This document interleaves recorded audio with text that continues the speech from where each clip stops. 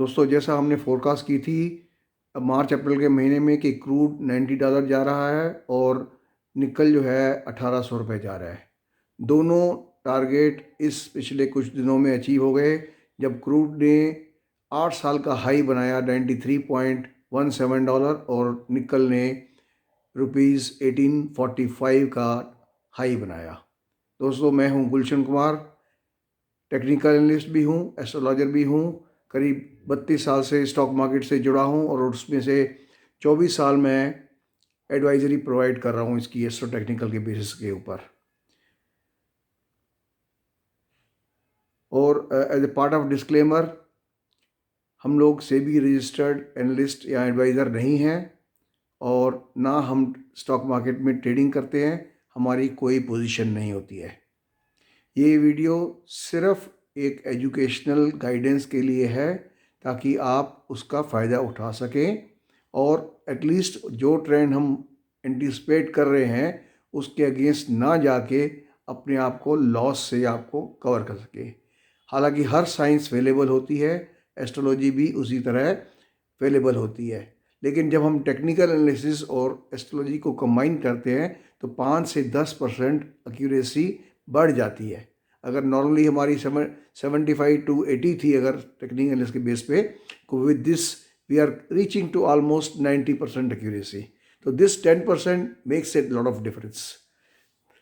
मैं चाहता हूं कि आप इस वीडियो को देखो, अगर आपको पसंद आता है तो लाइक करो, सब्सक्राइब करो, स्प्रेड करो, शेयर करो दूसरों में, और so that we get encouraged और हम आपको टाइम टू टाइम इस तरह का वीडियो प्रोवाइड कर सकें।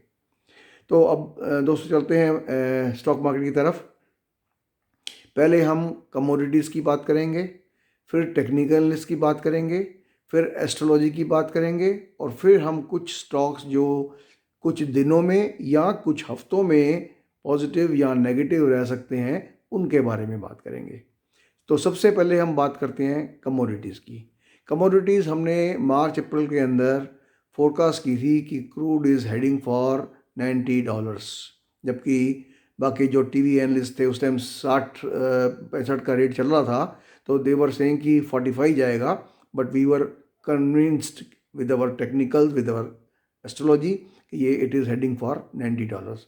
तो क्रूड ने $93.17 टच किया, जो कि 8 ईयर हाई है। 8 साल पहले अगस्त 2013 के अंदर क्रूड ने इंडियन रुपीज़ के अंदर 7784 का टच किया था हाई, और अब इसने टच किया है 6958। इसी तरह निकल जो है, हमने जब ये 1300 के आसपास चल रहा था तो उस टाइम फोरकास्ट की थी कि nickel is going to touch 1800 rupees in few months. तो इस पिछले कुछ दिनों में उसने भी 1845 टच करके शार्प करेक्शन लिया और अभी वो 1600-1700 जो भी है चल रहा है। जहाँ तक गोल्ड की बात करें, गोल्ड का हमारा टारगेट $2000 मेंटेन है। हालांकि ये 19 पॉइंट कुछ टच कर चुका है ऑलरेडी और करेक्टिव डिक्लाइन लेके नीचे आया है। ये तो हो गया थोड़ा सा लॉन्ग टर्म का बात। अगर मीडियम टर्म की बात करें तो गोल्ड इस टाइम पे $1755 और $1855 के अंदर घूम रहा है। ये इसकी एक ब्रॉड रेंज है, इसमें से जब ब्रेकडाउन या ब्रेकआउट देगा तो नेक्स्ट डायरेक्शन होगी। उससे भी अगर हम कम समय पे बात करें तो शॉर्टर ड्यूरेशन में $1780 और ऊपर $1815। जिस डायरेक्शन में ब्रेकआउट देगा $30-35 की मूव आ सकती है। इसी तरह सिल्वर जो है $2191 और ऊपर $23। जिस तरफ भी मूव करेगा तो एटलीस्ट $1 की मूवमेंट आएगी इसमें। अब एस्ट्रोलॉजिकली जो सिचुएशन है गोल्ड और सिल्वर की, they are giving contradictory and conflicting signals. या गोल्ड दिखा रहा है थोड़ा पॉजिटिव और सिल्वर दिखा रहा है थोड़ा नेगेटिव। तो इसलिए बजाय हम एस्ट्रोलॉजी पे डिपेंड करने के, we will try to follow only the levels during the market hours जो भी होते हैं। अब आते हैं टेक्निकल्स के ऊपर। टेक्निकली मार्केट ने 19 अक्टूबर को जो टॉप बनाया था 18,604 का, उसके बाद जो सेकंड सब्सिक्वेंट टॉप बनाया वो 18 जनवरी को बनाया 18,300 जो भी था। अब रिसेंटली इसने 2 तारीख को जो टॉप बनाया था वो था 17,794। बजट के दिन जैसे हमने एक्सपेक्टेड किया था, शार्प डिक्लाइन इंट्राडे में आया। हमने कहा जैसे ही बजट पूरा होगा तो उसमें एक अच्छा डिक्लाइन आएगा, और 400 पॉइंट से ज़्यादा का डिक्लाइन इंट्राडे में आ गया with in half an hour. जैसे ही प्रेजेंटेशन ख़त्म हुई उससे पहले ही गिरना शुरू हो गया, और 1:20 पे करीब ये इसने काफ़ी 415 पॉइंट्स या जो भी था वो टच किया। अब हम बात करें अगर हम लार्जर टाइम फ्रेम की, तो लार्जर टाइम फ्रेम में Nifty lower top lower bottom बना रहा है, और जिसका जो सपोर्ट है, जो एक स्ट्रॉन्ग सपोर्ट बन गया है, वो बन गया है 16,400, जो उसने नीचे इंट्राडे लो टच किया था। उसके बाद हाई चाहे ऊपर बंद हुआ था लेकिन लो टच किया था 16,410 का। उस रेंज में 4 बॉटम बने हुए हैं, मतलब 16,600 700 के अंदर करीब 4 बॉटम बने हैं, और वो एक स्ट्रॉन्ग सपोर्ट बन गया है। तो उधर से लोअर टॉप बन रहे हैं, इधर से ये स्ट्रॉन्ग सपोर्ट है। It is a kind of bearish descending triangle pattern. तो जैसे ही ये जो सपोर्ट है 16,500 600 के आसपास का, जैसे ही टूटेगा इमीडिएट मूव आएगी 500 पॉइंट की, और फर्दर 1,000 से 1,500 की मूव आ सकती है कुछ हफ्तों में। ये है ब्रॉडर आउटलुक। अब आ जाएं इंट्राडे या बिल्कुल एक्सट्रीम शॉर्ट टर्म में बात करें, तो जो अभी इसने रिसेंट कल परसों से जो फॉल हुआ था, उसमें इसने छोटा सा एक बुलिश डिक्लाइनिंग चैनल का पैटर्न बनाया है। अब जिसका रेजिस्टेंस है करीब 17,570 पे, और सपोर्ट है इसका 17,460। जैसे ही इन दोनों लेवल को क्रॉस करेगा, या ऊपर या नीचे, ऊपर होने के चांसेस ज़्यादा हैं और नीचे होने के कम है, तो नेक्स्ट टारगेट करीब 110 पॉइंट ऊपर आ जाएगा। हमने थर्सडे को बिकवाया था 18,762 के ऊपर बिकवाया था, और कल हमने 17,510 501 के आसपास कवर करने के बाद लोगों को एडवाइस किया कि यहाँ पे थोड़ी क्वांटिटी प्लस कर लो, मंडे को बेटर ओपनिंग या बेटर प्राइस मिलने की चांसेस हैं। तो दे आर लॉन्ग इन, चाहे वो कॉल पुट लिया हो चाहे आप फ्यूचर में लिया हो, बट आइडिया ये था कि मंडे को मॉर्निंग में एक बारी आपको चांस मिल जाएगा। तो that was the technical part of it. Technically market मेरे को बेरिश लग रही है for another few weeks in totality, despite कि कुछ सेक्टर ऊपर चलेंगे, कुछ स्टॉक ऊपर चलेंगे, नीचे चलेंगे, बट ओवरऑल जो है ये continuously lower top lower bottom बनाएगा, और इसका जो बॉटम आएगा वो in first week of March आएगा। मैं उसकी डेट आपको वर्कआउट करके बताऊंगा अप्रॉक्सीमेटली किस डेट के अराउंड मार्केट जो है, इंडेक्स जो है, खासकर निफ्टी, बैंक निफ्टी और सेंसेक्स जो है, कब बॉटम आउट कर सकते हैं, और वहाँ से एक अच्छी रैली आ सकती है। वो भी मैं आपको उससे पहले ही स्टॉक्स वगैरह बता दूंगा आपको कि कौन से स्टॉक चढ़ेंगे या कितना चढ़ेंगे अप्रॉक्सीमेटली। एस्ट्रोलॉजिकली बात करें तो पिछले हफ्ते में 4 तारीख को 3 हमारे पास एस्ट्रो इवेंट्स थे। एक तो मरकरी डायरेक्ट हुआ था, और एक सन सैटर्न का स्क्वायर एस्पेक्ट था। सन सैटर्न आपस में दुश्मन हैं, और उनका स्क्वायर एस्पेक्ट भी काफ़ी इम्पॉर्टेंट होता है, और मार्स जुपिटर का एक सेक्सटाइल एस्पेक्ट था। अब नेक्स्ट वीक में 4 तारीख से लेकर के 11 तक कोई भी ऐसा इम्पॉर्टेंट कॉस्मिक इवेंट नहीं आ रहा है। 11 तारीख को जो आ रहा है वो है मरकरी प्लूटो का कंजक्शन। ये काफ़ी इम्पॉर्टेंट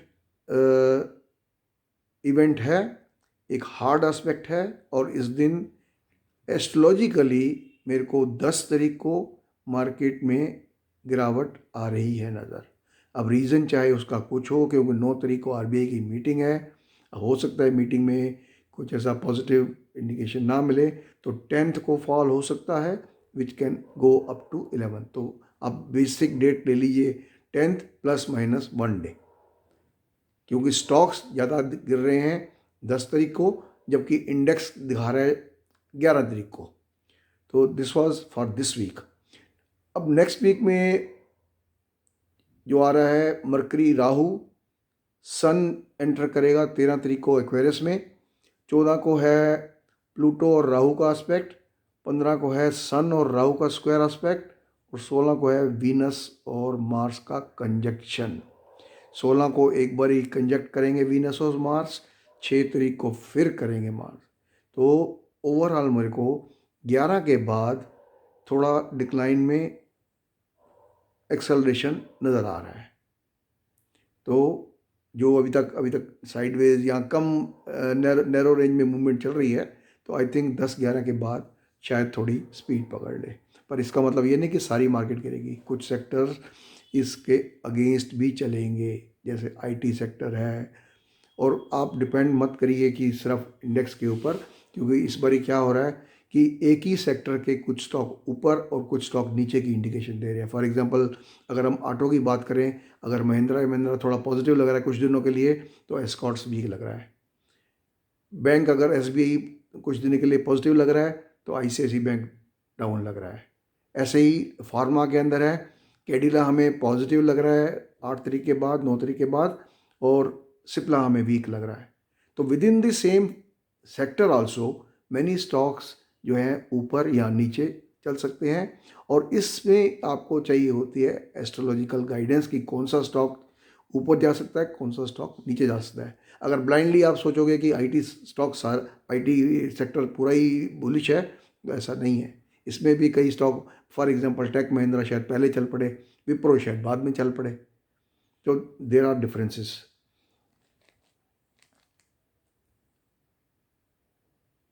ओवरऑल जैसे बताया कि down first week of March तक रहने की पूरे चांसेस हैं। ये मैं दिसंबर में भी बोल चुका हूँ कि month of February is likely to be down, not only Indian markets but also US market, but also commodities as well. तो वो फरवरी में जो बजट के नेक्स्ट डे जो टॉप बना था 18,000 सॉरी 17,000 जो भी 800 बना है, तो आप हम उस पर कंसंट्रेट करेंगे। और जब इसके ऊपर जाएगा तो हम न्यू मतलब इंटरमीडिएट में हायर टॉप की उम्मीद कर सकते हैं। तो unless then I am bearish in market in totality. बाकी कुछ सेक्टर जैसे मैंने बोला उल्टा सीधा चलेंगे, और इसमें आपको डेफिनेटली एस्ट्रोलॉजिकल गाइडेंस की ज़रूरत पड़ेगी। अब हम बात करते हैं कि जो कुछ वीक्स के लिए हमें स्टॉक्स पॉजिटिव या नेगेटिव लग रहे हैं। कुछ वीक्स के मीन्स 8 तारीख के बाद, मतलब हमें ऐसा लग रहा है कि कुछ स्टॉक जो है जो 2-3 हफ्ते पॉजिटिव लगेंगे, वो हैं Bajaj Finserv, Ashok Leyland, Apollo hospital, Cadila और टारेंट पावर। मैंने सिर्फ 5 स्टॉक दिए हैं, आप उन पर वॉच रखिए और देख लेना। डाउन साइड में समहाउ मेरे पास अभी इंडिकेशन सिर्फ बैंक्स की आ रही है। पता नहीं क्यों मेरे को ऐसा लग रहा है कि बैंक्स जो है 10-11 के बाद 2-3 हफ्ते के लिए गए बैंक। तो आप इस चीज़ को नोट कर लीजिए। अब आईटी ऊपर चलेगा उस टाइम पे और बैंक्स नीचे चलेंगे। और अभी कुछ दिन पहले आपने देखा होगा आईटी गिर रहा था, मेटल चल रहे थे, ऑटो चल रहे थे, बैंक्स चल रहे थे, लेकिन आईटी डाउन था। तो सिमिलरली आईटी जो है काफ़ी ओवरसोल्ड हो गया है, और इसमें बहुत सारे स्टॉक इंडिकेट कर रहे हैं कि 8 तारीख के आसपास मतलब जो है थोड़ा चलना शुरू हो जाएंगे। और जबकि बैंक्स जो है 11 के बाद या 10 के बाद 2-3 हफ्ते के लिए डाउन कर रहे हैं। ये तो है 3-4 हफ्तों की बात कर रहा हूँ। अभी जो इमीडिएटली जो मतलब जस्ट फ्यू डेज़ के लिए जो प्लस या माइनस लग रहे हैं, वो उसमें मेरे को HDFC limited, IndiGo, SBI, Tech Mahindra and TCS, ये कुछ दिनों के लिए, मैं भी 7-8 दिन 10 दिन के लिए मैक्सिमम कह रहा हूँ, क्योंकि SBI जो है मैंने यहाँ रिपीट कर रहा हूँ कि अगले 4 दिन सपोज पॉजिटिव लग रहा है, तो उसके बाद 10-11 के बाद जो है वो मेरे को 2-3-4 हफ्ते के लिए गया SBI। ठीक है, और ये है पॉजिटिव साइड में। और नेगेटिव साइड में हमारे पास आ रही है इंडिकेशन अदानी इंटरप्राइजेस, मदरसन सुमी, जी जो बड़े सोनी के फलाना हो गया, ये हो गया, 500 हो जाएगा, 600 हो जाएगा, आपने देखा क्या हुआ है उसका। कोटक, ICIC, ये मेरे को कुछ दिनों के लिए वीक लग रहे हैं। कोटक और ICIC मेरे मीडियम जो टर्म वाले थे स्टॉक, जो 3-4 हफ्ते वाले, उसमें सेम आ गए हैं। ओके, तो दोस्तों ये थी हमारी एस्ट्रो टेक्निकल व्यूज़। और लास्ट वीक हमारी जो परफॉर्मेंस रही थी इतनी बुरी नहीं रही, लेकिन फिर भी सेटिस्फैक्ट्री टू आवर सेटिस्फैक्शन नहीं रही। हालांकि हमने वेरी फर्स्ट डे पे लॉन्ग किया, लेकिन कुछ स्टॉप लॉस भी ट्रिगर हो गए निफ्टी फ्यूचर के। और जो थर्सडे और फ्राइडे को है वो दोनों दिन अच्छे रहे। थर्सडे को वी वर प्योरली जो थे हम सेलर थे, और फ्राइडे को उनको कवर किया, और फ्राइडे को थोड़ी बाइंग की है हमने फॉर मंडे। तो although I am not very happy, but it was okay. Means may be profit, जिन्होंने प्रॉपर स्टॉप लॉस यूज़ करते हैं, मेरे को समहाउ आई फील इरिटेटेड कि लोग कहते हैं जी हमने तो आपने जो वो 10 दिन पहले बोला था हमने लेके रखा हुआ है, क्या करें, यहाँ बेच के रखा हुआ है, क्या करें उसका। तो हम स्टॉप लॉस एवरी ट्रेड के साथ हम स्टॉप लॉस देते हैं, एवरी ट्रेड। और हम 12 बोलते हैं अगर स्टॉप लॉस ट्रिगर होगा जाने दो, एटलीस्ट आपने कोई चीज़ पकड़ी हुई है। मैंने इसका एग्जांपल पहले भी दे चुका हूँ कि trading without stop loss is like driving a car without breaks.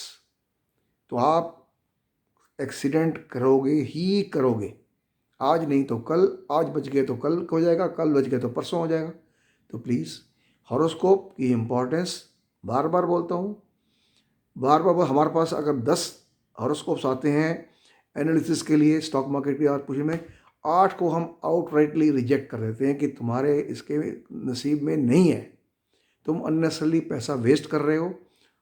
और जिनका चांसेस होता है कि अच्छे पीरियड में अच्छा हो सकता है और ख़राब पीरियड में ख़राब होगा, ज़्यादा ख़राब होगा, उनको भी पहले वार्न करते हैं। मे बी 10 में से एक आदमी का हम कहते हैं कि yes okay you can trade in the stock market, but preferably होगा अगर हम स्विंग ट्रेडिंग कर रहे हैं तो अगर पॉसिबल हो तो उसको डिलीवरी बेस पे करें, तो मेरे ख्याल में नुकसान होने का जो चांसेस हैं बहुत ही कम हो जाते हैं। तो that's all my dear friends, ये हमारा इस हफ्ते का वीडियो था। I hope you will benefit from it, you will like the video, you will subscribe also and make use of it. Have a nice weekend and have a very good profitable next week also. तो next week अगर ज़रूरत पड़ी तो मैं mid week में एक update दूंगा, नहीं तो वीकेंड पे तो एक कम से कम है ही है। कई बार हम 2 भी देते हैं, पर एटलीस्ट एक तो हम देंगे ही देंगे। खासकर मैं आई वॉन्ट टू सी 10 और 11 को क्या रिएक्शन होता है मार्केट में। I will feedback accordingly. Thank you.